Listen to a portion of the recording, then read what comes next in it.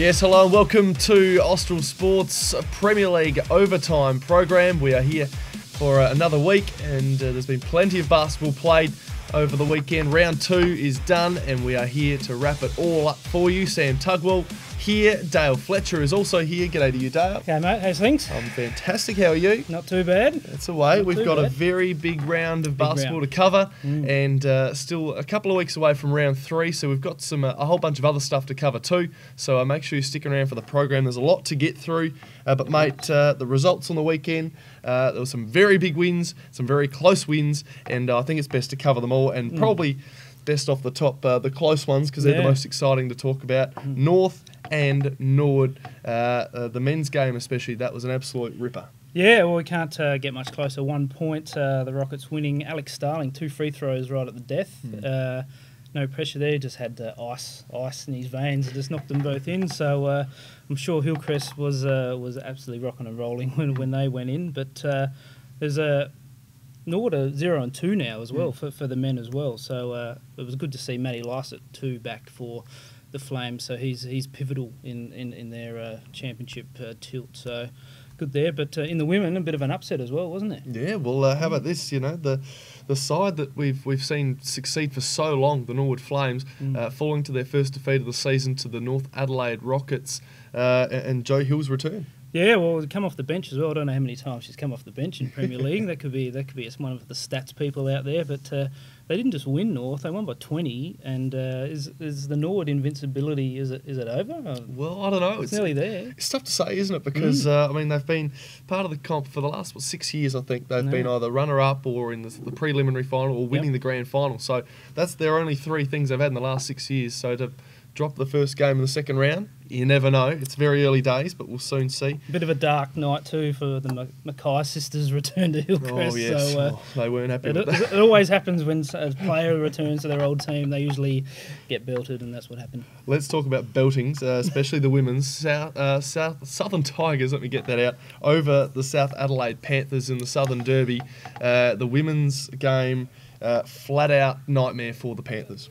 Yeah, no, it was the good old-fashioned cricket score, wasn't it? There was 60-odd points there, and you could tell Southern were always going to come out hard after losing that nail-biter to Sturt in the opening round, and they certainly did that.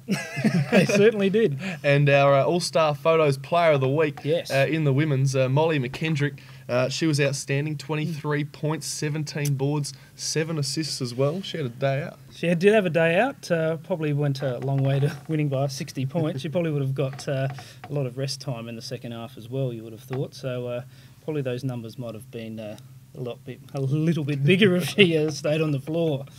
And Anthony Drimmick had a nice night out for the Tigers in the men's game as well. They got up by 20 over the Panthers 2 at home. Yeah, well, they had to bite back as well, didn't they? And unfurling their championship banner, so that's also gives a pep in the step to the Tigers guys, and Drimmick really had to step up too, because he got controversially ejected in round 1, and then he's come back and 32 points, 9 rebounds. So he asserted himself the Tigers faithful. So he's a Tigers favourite son now after 2 games. But I think is it Ian Davis? Ian Davis, yes. Ian Davis. I think so. Well, he pretty much did a Russell Westbrook impersonation, didn't he? Basically, yeah. So how good, and we'll speak about him a little later on in the show, because we've got some predictions coming up as to who might be the stars of the competition this year, and I've got him shortlisted as one of the Smokies to possibly take out some awards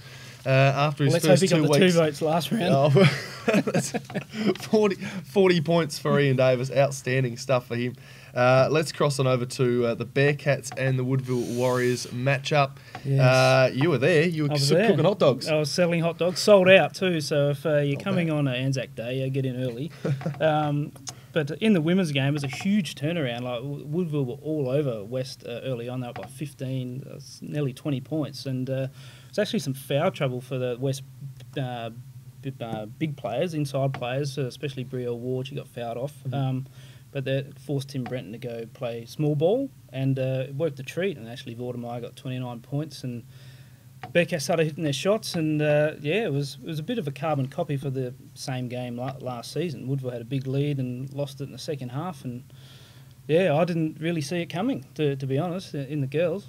Well, let's take a look at the men's as well. The men going down also by 12, and Darren Ning was the difference. Yeah, vintage Darren Ing. I talked him up before round one. He went 1 of 10 from the field, and I knew he was just saving them all up for the Bearcats. And gee, he was vintage Darren Ing. He was hitting them from all over the place in the car park, out on the road, hand in his face. They were all going in. So it was vintage Darren Ing, and if he plays even to half of that every game, Woodville are going to be a huge threat to taking this title.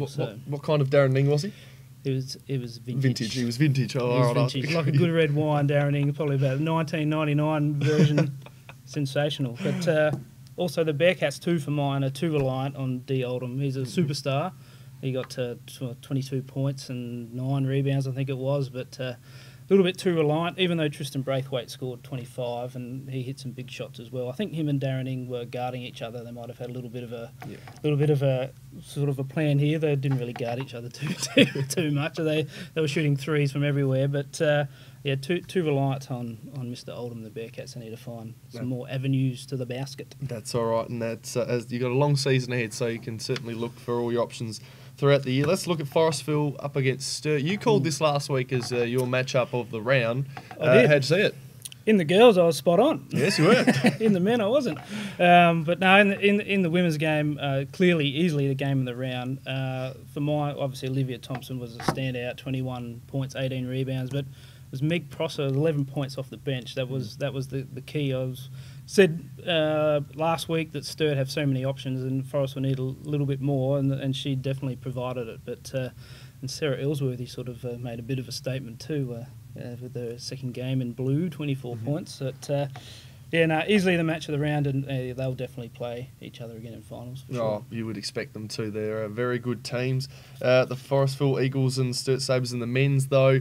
Look, you've labelled them the big three, I think. I have. They've got Majok Deng, who has been named the men's All-Star Photos Player of the Week. He was outstanding with 34 points, 9 boards, shooting 10 from 19 from the field, and somehow getting in front of Ian Davis as player of the round. I don't know how he has, but he's done a James Harden. I think so. He's just pulled ahead even when there probably isn't even a conversation required. He's done very well to steal it from him, but he was influential in a 99-57 win.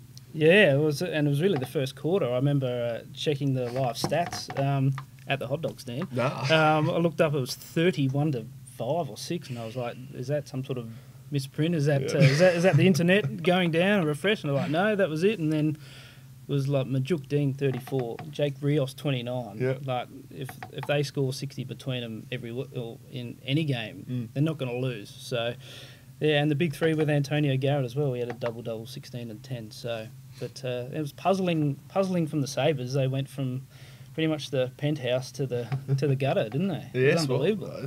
Somehow they've managed to do that. So we'll see where they really do sit in the next few rounds, I guess, as the season starts to really kick on. And lastly, from round 2, the Central Districts took on the Eastern Mavericks. And the men got a win for the Lions, which is quite nice. But the women are strolling on nicely here for the Mavs. Yeah, they were 2-0, top of the ladder. It was interesting to see in the ladder the Eastern women are top and the Eastern men are bottom, I think. So a little bit of bad synergy there for the Mavs. But in the women's game, Centrals were leading at quarter time, about 6 or 8 points, and then Alex Wilson decided to rock up again. And I think she got her shooting form and scored another 30-odd point game. So another 3 votes for my Halls medalist in waiting. All right. But in the men's, Central's always going to bounce back. And the Mavs, as I said, they do struggle on the road a little bit. And they need to tidy that up. They need to bring their Mount Barker form on the road. Yes, they do. I think that's certainly going to be the case. And for the whole season, they're going to need to really bring some extra energy to their Saturdays because they probably don't have the same star power as a lot of other teams as well. So best of luck to them, of course, throughout the year. Now, let's take a quick look at the ladders before we go any further because this is what you see in the women's competition, like you just mentioned off the top there. I gave it away. The Mavericks, 2-0, the only side in the women's without a loss to their name, which is going nicely. But the Southern Tigers, the top of most of the teams there with 1 win, 1 loss with a massive percentage, 161%. just sitting in second place nicely. So they're enjoying themselves there with 1-1, as are most of the other teams. The Lions last without a win. And just quickly, the men's, the Forestville Eagles 2-0, along with the North Adelaide Rockets 2-0, and the Norwood Flames, which you picked out earlier as well, 0-2, which is quite bizarre for them. So you expect them to bounce back too. It is bizarre, 0-2, but then they've played North and Forestville, so that's a little asterisk next to that 0-2. So expect them to go on a winning run, and a pretty long one pretty soon. All right. Speaking of runs, speaking of all this ladder talk, let's talk about top fives, mate. Let's look into our crystal balls for a moment. We haven't got any basketball this round, so we're a little bit bored at our desk today trying to prepare this. So we thought, all these permutations here, look at them. Yeah, we've got sheets everywhere. So we thought, how about we put together some predictions for 2017? And we've gone, well, there's top fives. We need to know who's playing finals this year, so let's put together a top five. You've got a very different five to mine in men and women. Well, similar in some aspects, but I think they're relatively different, and I like them. Okay. Let's run you through. You go first. All right, open the batting. Okay. I nearly read out yours then. That would have been embarrassing. Don't do that. I'll hold to mine. Here we go. I'm going to run through my men's top five. Now, disagree, agree all you like. I don't mind. That's fine. That's what it's all about. Send the comments in. Yes, that's what we like to hear, all the comments. All right, my men's top five. North Adelaide, I reckon they're championship favourites for every reason possible. We've got the Forestville Eagles in at second. Norwood, who are zipping two at the moment. They should bounce back. They're a very professional team and are always around the mark. West Adelaide in four. They'll sneak in. And the Southern Tigers, look, I'm backing them in. They have a very nice trio of players with Drimmick, Newellaway and Linton, in my opinion. I saw them in round one. I thought, even though they lost, they do have a nice group, and if they can put it together for more games than not, they will be able to succeed this year. So I'm sliding them in at five. They'll be tough to beat at home too. So if they win majority of their home games, they should sneak in. Yes. They'll win a few on the road. So it's a good five. Good that you got my Bearcats in there. But if you look at my top five, I haven't got Westies in there. I reckon North Adelaide are clear championship favourites for mine. Forestville. You can't have a big three and not make the five. Self-proclaimed big three. Yes. Norwood, as I said, will bounce back, and they've got Mr. Sanders and Mr. Starks there. They'll run the show, and if Matty Lyssett's fit, then there's another big three. So there we go. Woodville, what I saw on Saturday night, Daniel Carlin and Chris Clausen, the recruits for Woodville from Centrals, they've come across there. They look in amazing shape. If Darren Ing brings out the 1999 vintage of Darren Ing, unbelievable. They have an import, or their import guard is also injured, so it's him to come back in. It was I forget his name, but we'll look that up. But he will come back in. We hasn't played yet, so clearly, and also for mine, Southern will sneak in purely because they will win enough home games. It's very tough to win at Morpeth Vale as a visiting team, so they'll sneak into the five. So the Tiger Cage, yes, as we've mentioned many times the last year, is very tough to win there. I like that. Only one team difference. You just shafted your own side and slid in the Woodville Warriors. I did. Oh, and I'll cop the hate next time I see all the boys, so I'm ready for it. No hot dogs. You're not running the hot dog stand, maybe. I don't know. Or no free hot dogs while you're working there. Maybe punishment. Double price, maybe. Jeez, okay. Very harsh critics down there at West Adelaide. Let's look at the women's then. I've got in my five, Forestville to top the league. I know yours is different, Dale. We'll get to that in a minute. But I reckon Forestville, Olivia Thompson, is still probably at the top of her game, and she will continue to lead the way like the Eagles last year. They didn't get the whole way through finals. They will be working even harder this year to do and make amends. The Southern Tigers are outstanding. They're class. Second place for them. North Adelaide in third. I think they've still got just enough firepower in there to do the job. Woodville have recruited really well, in my opinion, with a couple of nice ins. They'll slide in at four. And my little smoky here, and we've got Alex Wilson, who's doing a fine job, as you've mentioned. She'll help the Eastern Mavericks push into the five for the first time in a long time. Wow. I'm doing it off their 2-0 start. They'll build lots of confidence. And I think the fact they took out West Adelaide, they did. I think that's also a good indicator of they mean business this year, and they're taking on it. I mean, the grand finalists of last year. If you can beat them, who's already up and about trying to win a championship after missing out last year, to win at home, they might be a team to look out for. So I'm just going to slide them in there for a bit of fun. Bit of fun. Oh, well, I'm serious about it, but I think for the exercise's sake, they're worthy of going in. It's good. And I totally agree with that, but I disagree because they're not in mine. Totally, but don't. Okay, let's have a look at yours then, and let's see how you go. Southern Tigers clearly will bounce back after last year. They should have played off in the grand final, I think, for mine, and probably had the firepower to beat Nord in that grand final if they made it, but they didn't. So they should finish top. North Adelaide, I think, second. You can't beat Nord by 20 and not be any good, so they'll be second. Sturt, clearly, I think, will battle with Forestville for that double chance, so they're third and fourth. And I think Westies will sneak in. I saw enough in that second half. They were down and out. They were staring 0-2 in the face, and got back to win by 7 after being about 20 down. So I think that'll be a good looking 5. But yeah, Eastern will probably be around the mark, around 6 or 7. They'll be pushing. They'll be pushing it. I'd like to think they would probably be 6. Yeah. Well, that's what I thought. I figured for me, Eastern were probably the 5 or 5, 6, 7. But I thought, I'll push them in the 5, give them a chance at least. Have them in A list because we've probably got similar teams in there. And I was going to put West in, but I snuck them out for the Mavs. So and one thing I have noticed, no defending champions in the women's top 5. No. 0. How about that? All right. Well, there you go. I like it. We're really trying to get a new competition, shake it up this year. How about this one? We're going to look at the medal winners for this year. Yes. This is a very deep crystal ball because there's so much to pick from. And, I mean, there's a lot of talent, a lot of new talent too, with imports and things as well. So maybe we'll start with you this time because we started with me just before. With your everyone medal knows winners. My medal favourites. I've been beating their drum for the last 2 weeks. How about you just handball it through to their listeners once again and just to remind them why you've picked them?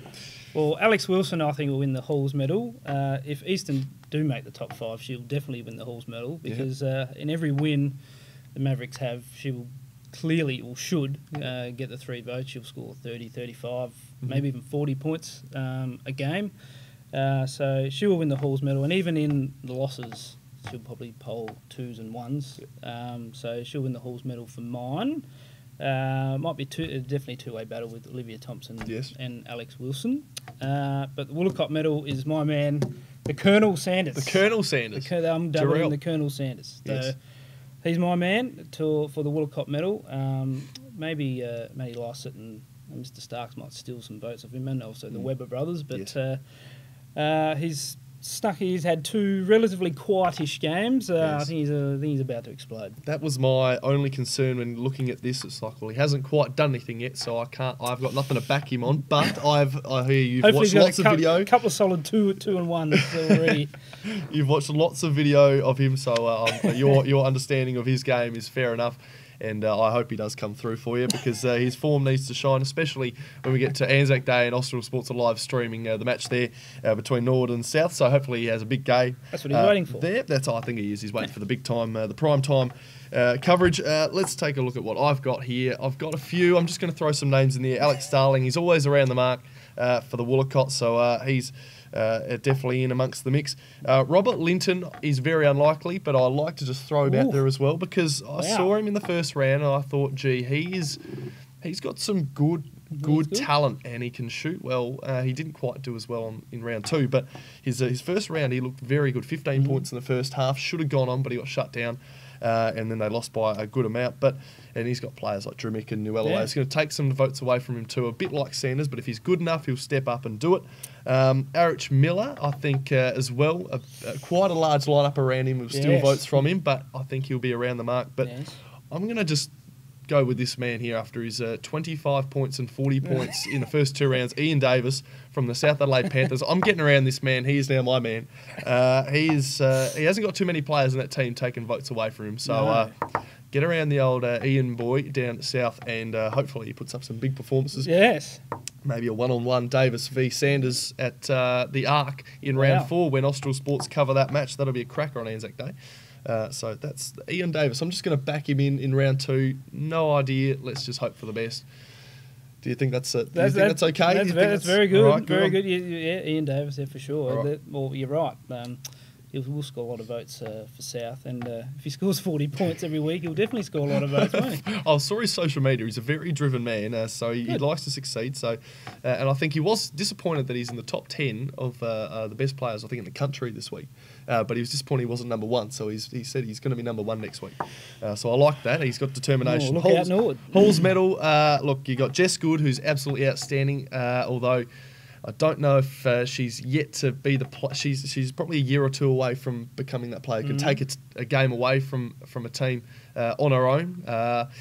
However, Olivia Thompson, Alex Wilson are probably the two standouts, like you mentioned before. I'm going with Olivia Thompson just to be different for you, and I think she's good enough to do it again. So I think we have the Quinella sorted.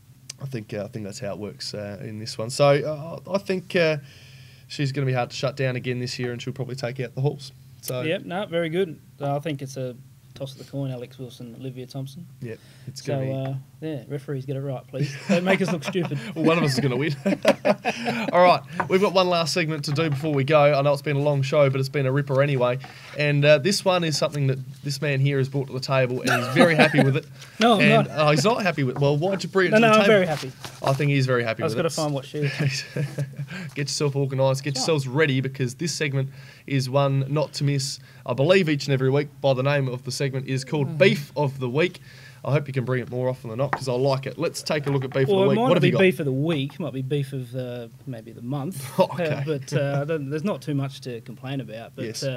From Port Adelaide on Saturday night, I saw Warriors come out, clash singlets, but no clash shorts. What's going on? Okay. And Clash. surely as a presenter or a commentator, it's, in AFL, there's always the white shorts or that line, and then the teams are playing, all this. There's a lot of outlay of money throughout the competition. Surely we can afford some shorts for each club. Surely, like I know Nord have done it in the past. It has had the white, the blue short, and there could be a game. There could be a game come down to the wire where a ball comes off a thigh, or I didn't know if it's if in the case of if it's West against Nord, black and navy blue. You got to make it. The referee might. It's a clash. So yes. if it's a clash, so surely some. I know I spoke to the man Body Nodge about that. Yes. He totally disagrees with me. Okay.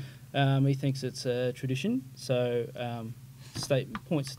Shorts are a tradition. No, the shorts. Just the clash singlet. No, yes. no shorts. Okay. No shorts at all. No clash shorts. No clash shorts is probably the way. But I just think we're professionals here. Yes. Like, I can agree, especially to when you back it up with the umpiring part. I think that's very good angle to take it with, and a good argument to back it up with. I wouldn't want to be a coach and lose a game because of that. Well, yeah, and then there's confusion and all. So I like the presentation. Obviously, as a broadcaster, you like to see on the court the teams differentiated completely. Maybe the uniforms can look a little bit more in unison because it's all one colour, rather than a bit of both. But at the end of the day, I don't mind that bit of beef. I like that. That's good. That's what we come here and that's what we chew on for the month. And you can leave your comments, obviously, on Facebook, YouTube, wherever, and let us know what do you think of this week's beef from the great man Dale Fletcher. Now, I think that basically wraps up the show. It's been a long one, but it's been worth it. Worth hanging around for.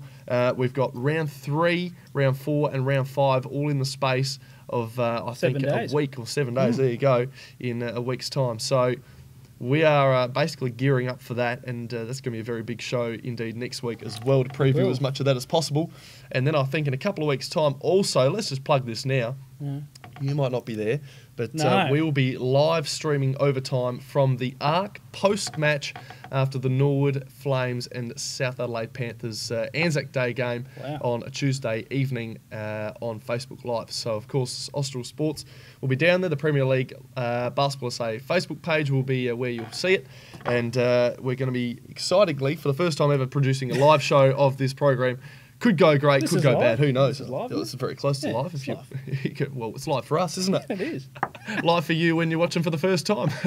I think it's cute to finish up here on the show. It's been great to have your company once again. Thank you, Dale. No worries, mate. I'll find some more beef. We like lots of beef on our plate. But not on Good Friday. No beef on Good Friday. White meat only. Have a great Easter, everybody. We'll catch you post then, and with plenty more basketball news. Premier League, bye for now.